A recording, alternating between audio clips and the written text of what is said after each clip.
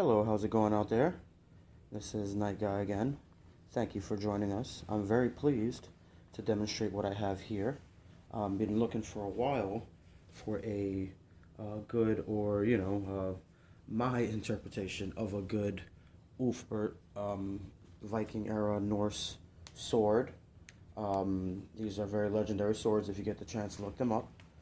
Um, just a modern marvel of the time, with what they were able to do, with the pattern welding and the quality of steel that they were producing for those specific swords.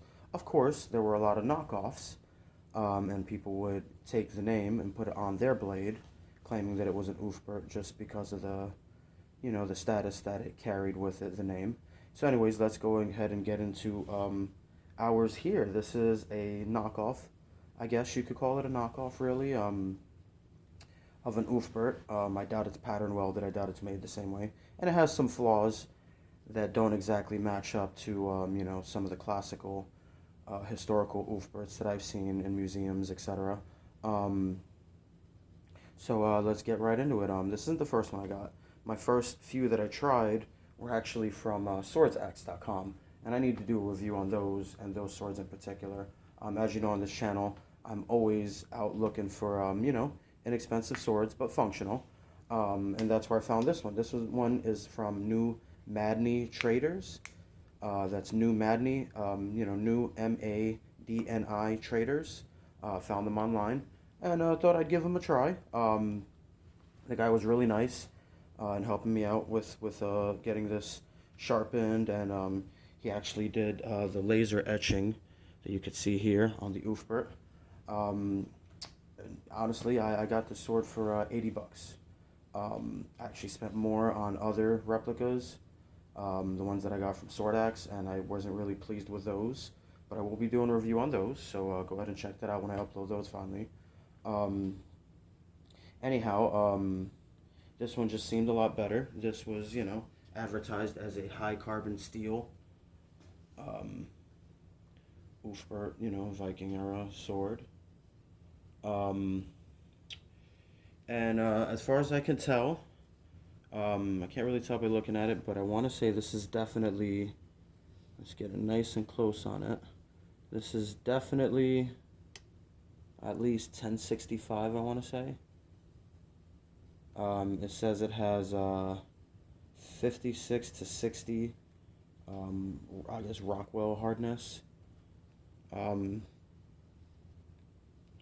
Anyhow, I'm not sure how true that is, but I was pleased with what I got. I think it's a very beautiful looking piece. Let's see if I can get that up here and frame a little more. It's not 100% historically accurate from what I can tell. Let's go ahead and go off with the length. This sword comes in at around 38 inches. Which I think might be a little bit long. The blade sits right at 31 inches almost, and the handle is the part that really would be my biggest complaint of this particular model. I have a relatively large hand, and you can see there's still plenty of space there on the bottom. Let me pick that up and show you. See? These swords were originally single-handed. The pommel would kind of fit snug right flush along the bottom of your hand on most of these, so they'd come in around 4 inches. This one is about almost from the top of the guard to the bottom of the pommel, I'm getting about 7 inches, but that's really my only complaint. The sword is extremely light.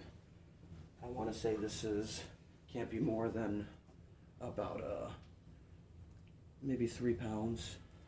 If it is a very little bit. It's definitely a forward heavy balance point, getting right around here on the blade, almost halfway up. What else can I say?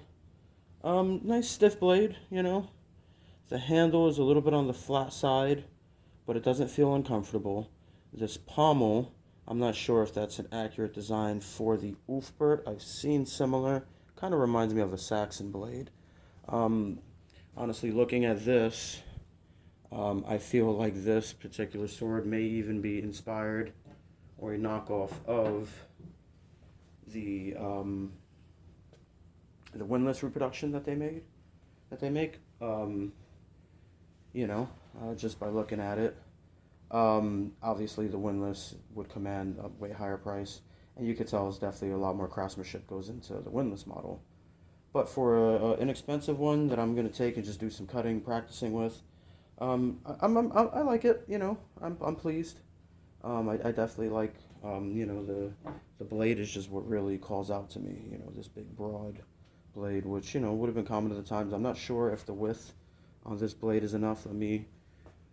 Enough by meaning is accurate. You know, they were said to be thick blades. Let me get my tape measure out, and I'm gonna measure that. It's coming in a little over 2 inches. So, you know, pretty wide blade. I appreciate the work that they did on the fuller. Have a nice fuller running, you know, almost 2/3 of the blade.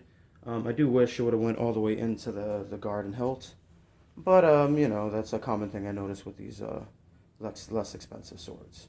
As far as sharpness is concerned, it definitely feels sharp. They offer to ship them blunted or sharp by request. I requested it to be sharpened. Let's see if I can get a piece of paper and try to do a quick paper cut on it. I requested it to definitely be sharpened. They, you know, they were pleased, they said, to sharpen it for me. They also, a little off subject of the sharpness, they also do the engraving. They do it, you know, kind of just like, I guess, painted in almost, or you can get it laser etched, which is what I did. It only says it on the one side. It's only supposed to say it on the one side. It says it on both sides on this blade. Typically, I believe there'd be a design, a geometric sort of design with like a braid on the other side. I have a little envelope here. Let's see what it does.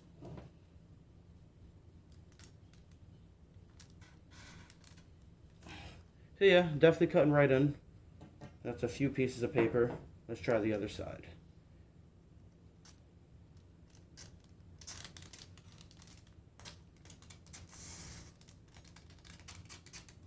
Yeah, a little bit, you know, tougher on that one.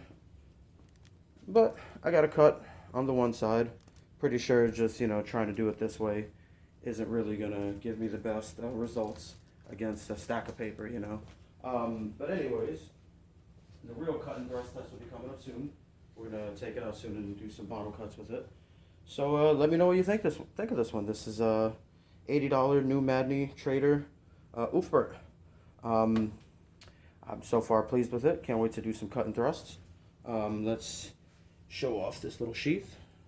Just, you know, standard leather sheath. Not really actually one of the cheapest ones. This is, you know, pretty thick. Normally they're pretty thin, very pleathery. This one actually feels like, you know, genuine leather, stitched all the way down.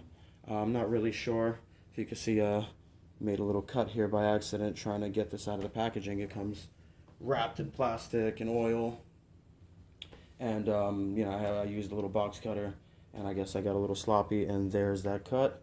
But you know, that's also why I'm, you know, into buying them a little less expensive sometimes, just in case you make mistakes like that. Or, you know, even sometimes customization. I may do something, you know, to this. Down here I noticed these points are a little rough. They kind of, you know, hurt the hand when you do get it on here, even though the sword's not supposed to be that way anyways. Seems like it's just welded on there. But, you know, should I want to maybe take these in a little bit more? This guard seems to me to be a little bit wide. It seems like maybe this was closer to a later period design. This kind of reminds me of a Saxon sword, you know, mixed with the Ulfberht design, I guess, from the print. Anyhow, the blade is pretty stiff. It all feels nice and solid in there.